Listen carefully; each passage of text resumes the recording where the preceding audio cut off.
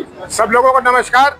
मुझे कटिहार के प्रेस के लोगों से मिलने में और जो यहाँ यूट्यूब और अन्य चैनल चलाते हैं मिलने में अत्यंत खुशी हो रही है।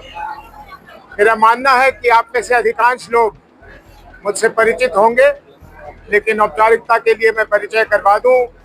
मेरा नाम उदय सिंह है। मुझे प्यार से लोग बिहार में पप्पू सिंह कहते हैं। पूर्णिया में मैं 2 बार सांसद रह चुका हूं, 2004 से 2014 तक। और अब मुझे ये नई जिम्मेदारी सौंपी गई है जन स्वराज के लोगों की ओर से कि मुझे राष्ट्रीय अध्यक्ष बनाया है। जन स्वराज जो एक अभियान के तौर पर शुरू हुआ था, वो धीरे धीरे लोगों के दिल दिमाग में उसने अपनी जगह बनाई और लोगों की तरफ से ये आवाज आने लगा कि हम आपकी अगर बात माने भी तो हम जाएं कहां।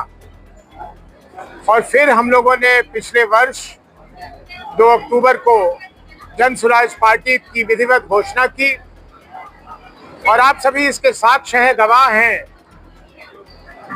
कि शायद ही हमारे देश में, पूरे देश में कभी भी इतने कम समय में एक नए राष्ट्रीय दल ने अपना जाल इतना फैला लिया है। जरूर इसमें श्रेय कहीं ना कहीं जन स्वराज से जुड़े लोगों का है, लेकिन इसका मुख्यतः श्रेय बिहार की सम्मानित जनता को जाता है।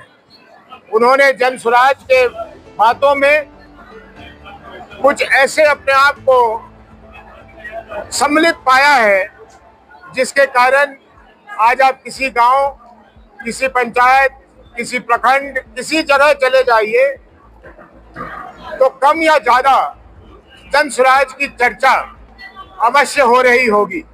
जन स्वराज कोई जादू करने नहीं आई। जन स्वराज कोई ऐसी अद्भुत चीज करने नहीं आई जो लोगों ने कभी सोचा नहीं, जिसके बारे में लोगों ने कभी कहा नहीं। अगर किसी को भी, किसी राजनीतिक दल को कहेंगे कि बिहार के सामने क्या समस्याएं हैं, तो वो एक तोते की तरह उसे दोहरा देगा कि हमारे यहाँ की शिक्षा, हमारे यहाँ का भ्रष्टाचार, हमारे यहाँ का पलायन, हमारे यहाँ का स्वास्थ्य, हमारे यहाँ के रोजगार, ये सब लोग रटा देंगे। जन स्वराज कोई नई चीज नहीं कह रही। जन स्वराज ये कह रही है, ये चीजें जब सबको मालूम थी तो 35 वर्षों में ये चीजें और खराब कैसे हो गई और इसको, इस बदहाली से निकालने का क्या तरीका है। हम तरीके के साथ उस समस्या का उल्लेख कर रहे हैं और हम इसे कैसे ठीक करेंगे साथ में बतला रहे हैं। अगर हम कह रहे हैं कि 2000 रुपए की पेंशन देंगे तो हवा से उतार के नहीं दे देंगे, वो 2000 रुपए कहां से आएंगे ये भी बतला रहे हैं। अगर हम कह रहे हैं कि हम यहाँ की शिक्षा व्यवस्था को ठीक करेंगे तो सिर्फ बातों के लिए नहीं कह रहे, तरीके के साथ, आंकड़ों के साथ बता रहे हैं कि आज हमारे शिक्षा में क्या खराबी है और इन खराबियों को हम दूर कैसे करेंगे और कितना वक्त लगेगा।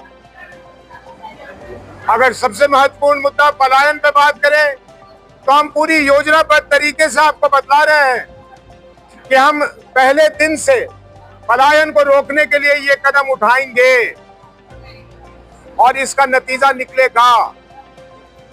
देखिए बात भ्रष्टाचार की, भ्रष्टाचार सच मायने में पूछिए तो सबसे आसान काम है इसे रोकना।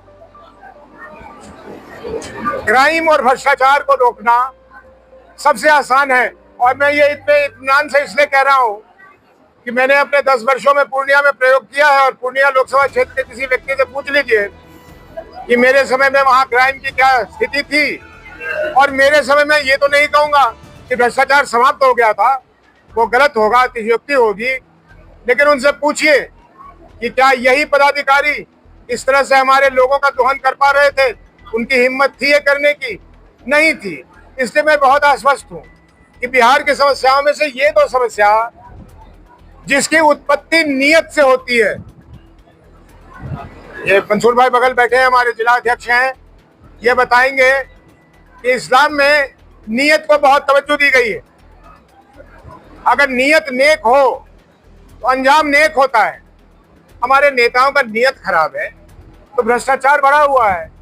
हमारे नेताओं का नीयत खराब है तो क्राइम बढ़ी हुई है। इसको रोकना, इस पे नियंत्रण करना। लोगों को ये लगता होगा बहुत जटिल समस्या, जनसुराज के लिए जटिल समस्या नहीं है।